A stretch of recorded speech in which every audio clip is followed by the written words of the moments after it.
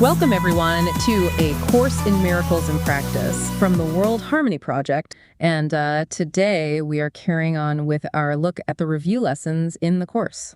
Right. And as we usually do, first we'll read the lesson for the day. And then after that, we'll sort of unpack it. Dig into the concepts. And then importantly, we'll get to a listener question, or maybe two if we have time. We're diving into two connected ideas today from lesson 117. Let's just read them straight through first. Okay. First, God being love is also happiness. Let me remember, love is happiness and nothing else brings joy. And so I choose to entertain no substitutes for love. And the second one, I seek but what belongs to me in truth. Love is my heritage, and with it joy. These are the gifts my Father gave to me. I would accept all that is mine in truth. And then the hourly reminder is, God being love is also happiness. And on the half hour, I seek but what belongs to me in truth. So that first part, it really hits you, doesn't it? God, love, happiness, all linked together. It's saying fundamentally that happiness is love, not something separate you get from love, but actually the same thing. And therefore, anything else we chase can't really deliver that true joy. Yeah, it puts the focus squarely on love as the only real source. And then the second idea follows so naturally. If love and joy are happiness and God is love, then love and joy must be ours already. Our inheritance, like it says. Right, not something we have to strive for or earn, but just accept. I would accept all that is mine in truth. It flips the usual script, instead of seeking out there, it's about recognizing what's in here. Yeah.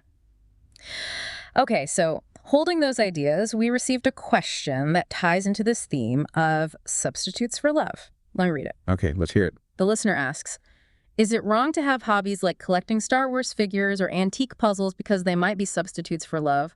I don't think they are, in my case, but the more I think about it, the more confused I get. Ah, that's a great question, and very relatable, I think. Definitely. I remember years ago, I was really into Minecraft. Spent hours, building things. It felt absorbing, satisfying. But eventually, I guess I just sort of drifted away from it. The feeling changed. I wasn't ever a gamer myself, but I totally get having a passion, something that focuses your energy. So thinking about this listener's question, the figures, the puzzles, it doesn't immediately strike me as wrong.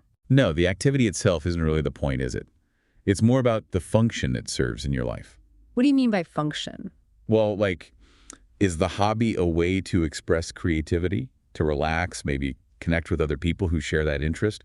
Or is it sometimes used to say, fill a gap? Or maybe avoid difficult feelings. Okay, so enjoying putting a puzzle together for the fun of it versus maybe meticulously arranging figures because you feel lonely and it gives a sense of control. One is about enjoyment and maybe even flow. The other is more about managing an inner state, potentially masking something. And this connects to an idea from the course, doesn't it? That concept of specialness.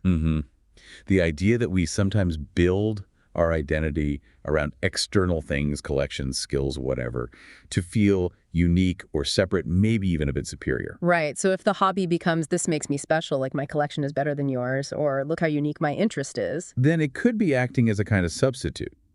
It's feeding the ego's sense of separation, rather than reminding us of our connection through love.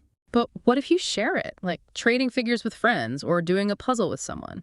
Well, then it can become the opposite, can't it? It becomes a vehicle for connection, for shared joy, extending that feeling rather than hoarding it for a sense of special identity. So for the listener, maybe some useful questions to ponder would be, why am I drawn to this? Is it genuinely for joy, or is it filling some kind of emptiness? Yeah, and how does it fit into the rest of life?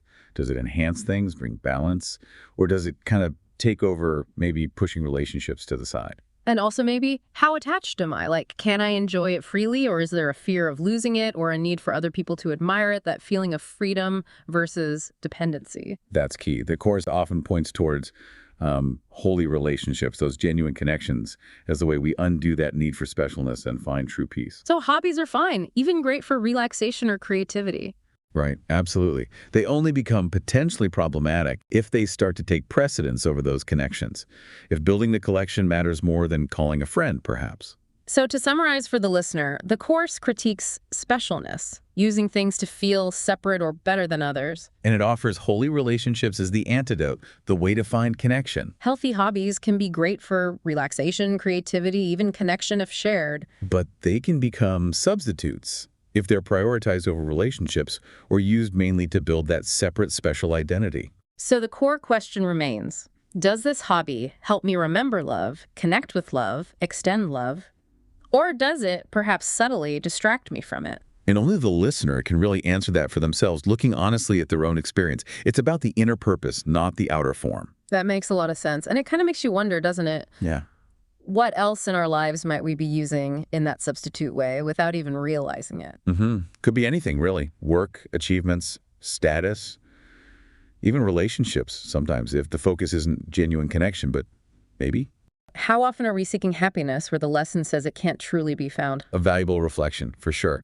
If any of our listeners have thoughts or questions that came up during this episode, We'd genuinely love to hear from you. please feel free to email us. The address is ACIM@theworldharmonyproject.org. That's ACIM@theworldharmonyproject.org. We look forward to hearing your perspectives.